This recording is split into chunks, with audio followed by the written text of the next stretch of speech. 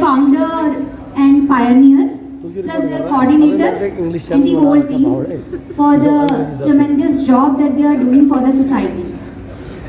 जो सोशल और human capital की बात हम आगे या अपनी जनरल डेली लाइफ में हम स्ट्रेस फेस करते हैं, स्ट्रेस और एंजाइटी हमारी परफॉर्मेंस को अफेक्ट करती है।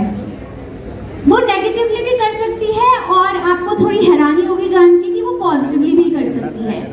तो उसके पहले मैं थोड़ा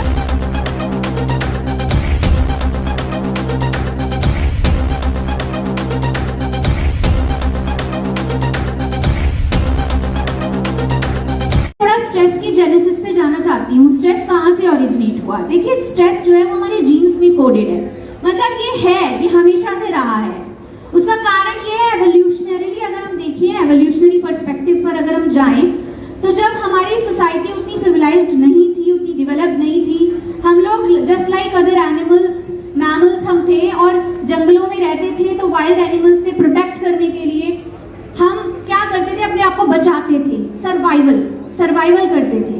तो वो सर्वाइवल करने के लिए स्ट्रेस जेनरेट होता था। सपोज हमसे ज्यादा कोई विशालकाय या भयानक जानवर हमारी ओर आ रहा है हमें अटैक करने के लिए, तो अपने आप को सर्वाइव करने के लिए हमारे अंदर स्ट्रेस और एंजाइटी जनरेट होती थी। तो वहां से इसका ओरिजिन है। It is a natural thing, वो होनी ही होनी है। लेकिन आज के टाइम में क्या हो गया है कि स्ट्रेस को हम एवरी डे बेसिस पर स्ट्रेस मैनिफेस्ट करता है। आपको कोई जंगली जानवर काटने खाने नहीं आ रहा है, लेकिन कभी कभी आपका स्ट्रेस इतना ज्यादा हाई हो जाता है कि आपको ऐसा लगता है, हम कहते हैं ना कि हवा है क्या, कोई प्रॉब्लम इतनी बड़ी है, हवा है। स्ट्रेस इतना ज्यादा बढ़ जाता है कि आप अपने आप को कंट्रोल से बाहर हो जाती हैं और आपकी परफॉर्मेंस बहुत बैडली डिटेरियोरेट हो जाती है। तो आपको मैं ये बताना चाहती हूँ कि stress in a limited amount आपकी परफॉर्मेंस को एनहांस ही करता है, आपकी एफिशिएंसी बढ़ाएगा। अगर आपको बिल्कुल स्ट्रेस नहीं होगा तो आप बेफिक्रे हो जाएंगे और कुछ भी नहीं करेंगे। लेकिन स्ट्रेस थोड़ा अगर रहेगा कंट्रोल्ड अमाउंट में, तो आपकी परफॉर्मेंस बढ़ेगी, एनहांस होगी और आप अपनी सक्सेस को हासिल कर सकते हैं।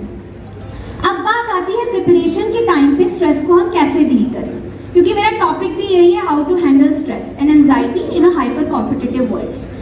तो आप ही की लोगों की तरह मैं स्टेज के उस पार थी। मैंने इस पूरी जर्नी को, सिविल सर्विसेज के पूरे 6 अटेम्प्ट्स को, हर उतार चढ़ाव को देखा है, हर स्टेज से मैं रूबरू हुई हूँ और उसमें मैंने सफलता भी देखी है, असफलता भी देखी है। ऐसा टाइम था कि मैं बहुत ज्यादा स्ट्रेस्ड हो जाती थी और मैं रोया करती थी कि मेरा नहीं हो रहा है। लेकिन सफलताएं भी देखी है, क्योंकि मैं अपनी कैपेसिटी में आज सोसाइटी को कंट्रीब्यूट कर रही हूँ। मैं लॉ एंड ऑर्डर के, मैं बिल्कुल फ्रंट लाइनर की तरह खड़ी हूँ and I am proud of that कि मैं पुलिस सर्विस को ज्वाइन किया है and I am contributing my bit and giving back to the society. तो आप ये देखिए कि हम उसको मैनेज कैसे करें। देखिए, सबसे बड़ी बात ये है कि जब हम प्रिपरेशन करते हैं तो हमारे दिमाग में बड़े इफ एंड बट्स चलते हैं। जब आपको प्रिपरेशन करनी होती है तो आप हायरार्कीज में ना पड़े। लाइक मैंने पहले क्या किया, मैं स्कूल में कैसी थी या कैसा था, मैं पढ़ने में बहुत अच्छी थी तो भी एक प्री कॉन्सीव्ड नोशन आ जाएगा। मुझे लगेगा कि मैं अच्छी हूँ तो I have to get it. Like if I don't attain success then I will be labeled as unsuccessful and how is it possible? मेरे जैसे कैलिबर की लड़की या लड़का कैसे रह सकता है? You have to get rid of these ideas, these thoughts which are killing you inside, right? This is one side of the story when you think yourself as superior beings, right? Or at another end you can, you know, you may belong to a tier 3, tier 2 city.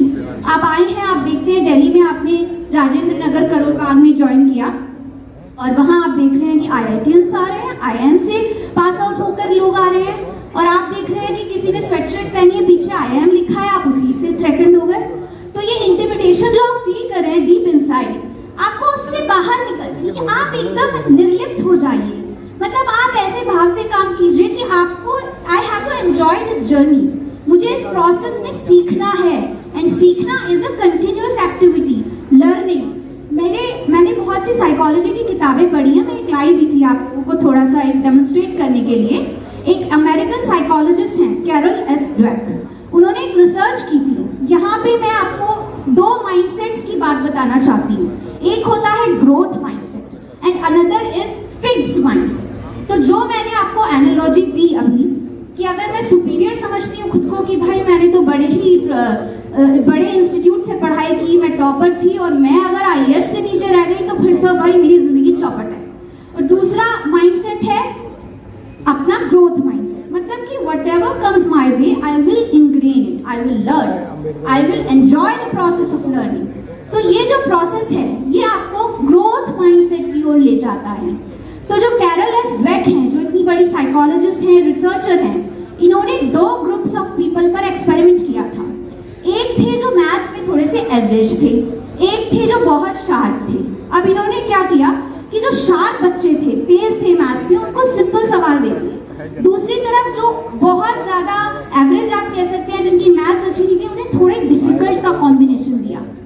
तो क्योंकि जो तेज थे mathematics में, उन्होंने बहुत अच्छा perform किया, और जो एवरेज थे उनका थोड़ा जैसा था वैसा ही रहा।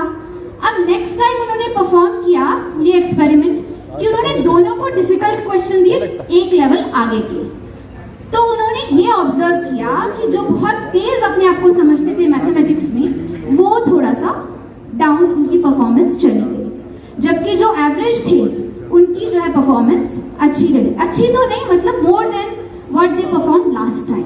तो इससे हमें ये सीखने को मिलता है कि हमारे जो प्री कंसीव नोशंस होते हैं अपनी परफॉर्मेंस को लेके, या अपनी अचीवमेंट्स को लेके, या अपने पास्ट को लेके, हिस्ट्री को लेके, या वो अच्छे भी हो सकते हैं, बुरे भी हो सकते हैं। अगर हम पूर्वाग्रह से ग्रसित रहेंगे, प्रेजुडिसेस से इम्पैक्टेड रहेंगे, तो आपको कहीं ना कहीं जो है ग्रोथ माइंडसेट से हट के आप फिक्स्ड माइंडसेट में आ जाएंगे।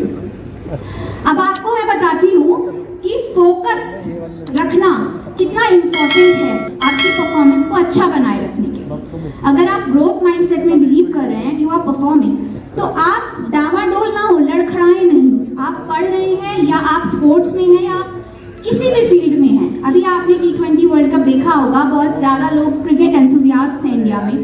तो आपने देखा होगा कुछ फील्डर्स हैं, बॉलर्स हैं, जो अपनी परफॉर्मेंस में कंसिस्टेंट रहते हैं। जब भी क्राइसिस का समय आता है तो टीम जो है उनका मुंह ताकती है कि भाई ये आए, थोड़ा सा कुछ स्टेबल कर दे।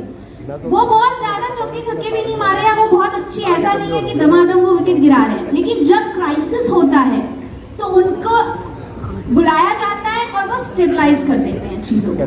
तो आपकी परफॉर्मेंस में वो कंसिस्टेंसी होनी चाहिए। मतलब आप जब कहते हैं ना कि बिल्कुल निर्लिप्त भाव से काम करते हैं, निष्काम भाव से काम करते हैं, when you are not afraid, तो आपके अंदर वो वाला फोकस दिखता है। और वो तब भी होता है जब प्रेशर की सिचुएशन होती है, जब आप प्रेशर में हैं, क्राइसिस में।